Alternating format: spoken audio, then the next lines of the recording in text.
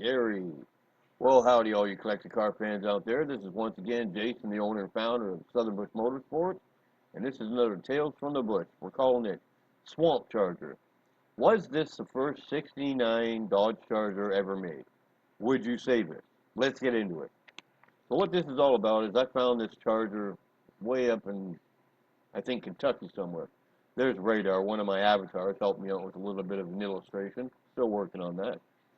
So this is a 69 Charger RT. It's a 440 car, completely untouched. And I mean literally untouched. It had some stuff taken apart on the interior, but the engine compartment, the rest of the car was completely untouched, as you can see. And as you can also see, this car is rough. This car is beyond rough. At the end of the story, we'll be able to tell you what I did with the car. And I've done a story on this car before, but this is a lot more detailed because I'd like some input from people out there. You know, people in the Dodge forums and Dodge Charger forums and, you know, people that are more knowledgeable. Maybe you can weigh in on this.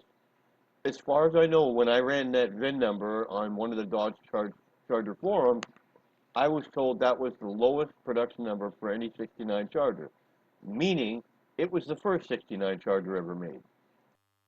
Definitely not trying to present something like I got something special that nobody else had, but I was definitely convinced by a lot of the people that emailed me, and a lot of people did, that this was in fact the first 1969 Dodge Charger, RT, ST, whatever, first 69 Dodge Charger ever made. It just happened to be a numbers matching 440 RT car. Now, when I found this car, I wasn't even going to buy it because I knew it wasn't savable, in my opinion. Personally, I thought it was a swamp car, which means it wasn't totally submerged in water, but the whole bottom half of the car looks like it had been sitting in water. A little bit later on in this tale, you're going to see why I don't believe it was a completely submerged car. And as you look through the pictures, you look at this engine compartment. Nothing's been done to it. There's just everything's in place. Everything's where it's supposed to be. I mean, the air cleaner doesn't even look like it's been off the car. Beautiful car, man. Green on green. See, look underneath that hood. There's a lot of rot there. It could have been done from the moisture from sitting in the swamp. I don't know. But the car was just rusted in places it shouldn't be rusted. Now, it obviously was a TikTok tack instrument cluster. Everything's there. That dash has never been out of there. You also see that that floor is pretty rotted out. I had all the green sheets. That's one of the seats sitting there. There was nothing holding it to it. There was nothing to bolt to it. Nothing. Matter of fact, if I remember right, I sat in that seat, opened up the glove box, and I almost fell through. Obviously, it was a rear defrost car. I won't say, and I don't think I have a picture of the fender tag, but I have something better. I don't think it was a super highly optioned car, but you know, it was a pretty cool car. There's the door jambs there. Just see how that rust on the lip there like that. It just they normally don't do that unless they've been exposed to water for quite a long time. And there's that dash. With all intents and purposes, that dash is near perfect. Dirty as heck. It's been sitting in the field for a long time, but it certainly was almost near perfect.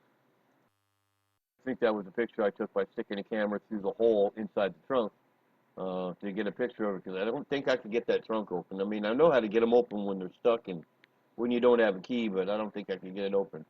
I mean, look at that door panel.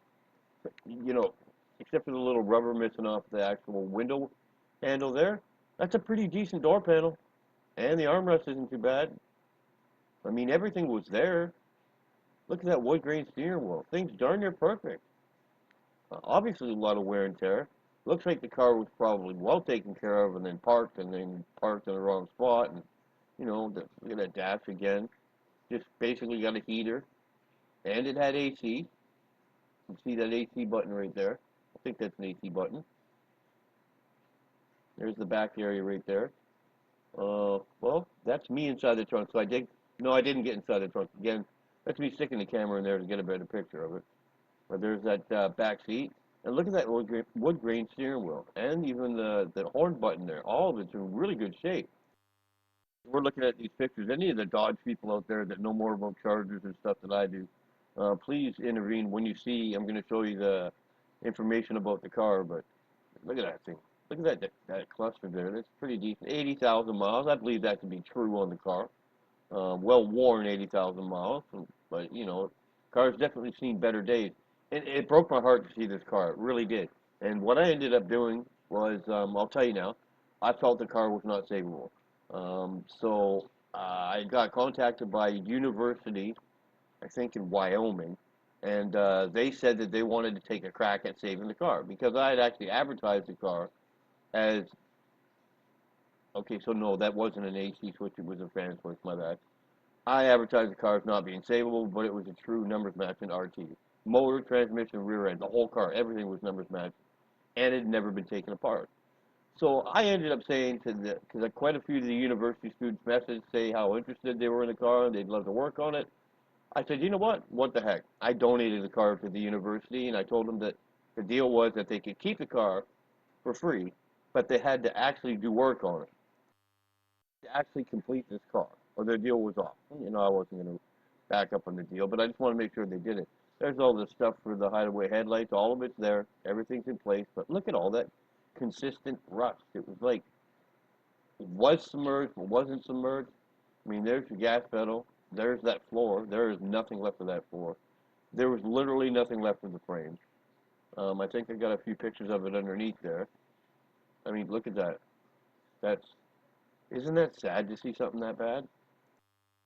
So I ended up driving the car all the way up there to the university. They were all excited. There must have been 100 students out there, the principal and or dean or whatever they call it. And good God, some of those frame rails don't look bad back there, but look at it. There's really nothing left of the driver's side frame rail. And even these kids were surprised at how rough the car was. They were still very excited about it. And they actually did restore the car, from what I understand. I never really followed through for a couple of years, but it did look like they were working on the car. But wow, what a car! What a shame.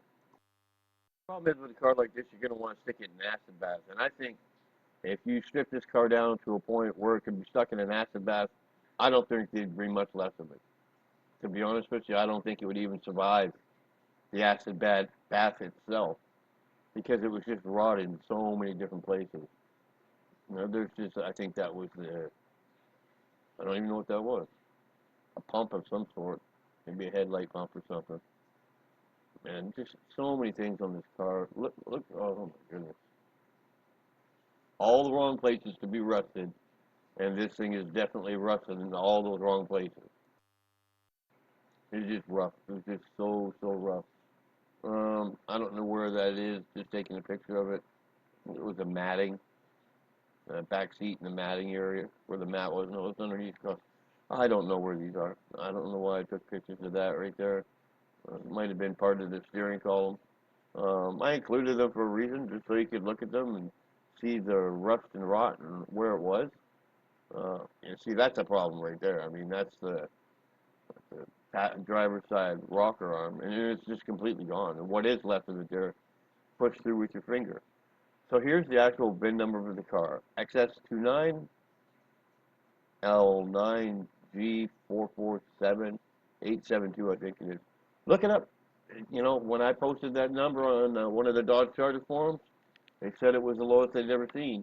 I made this screenshot of the build sheet a little bit longer in time duration so you could look at it, but this is why I don't think it was a totally submerged car, because look at that build sheet. It's damn near perfect. It's very close to being perfect. It's totally readable. You zoom in, you can read it, so I don't think the car was submerged. Well, I hope you enjoyed this Tales from the Bush, and don't forget to come back and check out some other ones. And please comment in the comment area, and let's get the comments going to find out if we did find the first Charger ever made. Talk to you later.